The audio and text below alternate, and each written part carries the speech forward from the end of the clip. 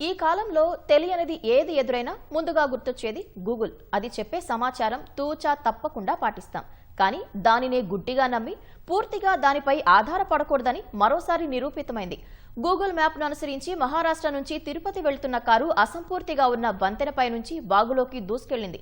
కారులో 5గురు స్వల్ప గాయాలతో బయటపడ్డారు.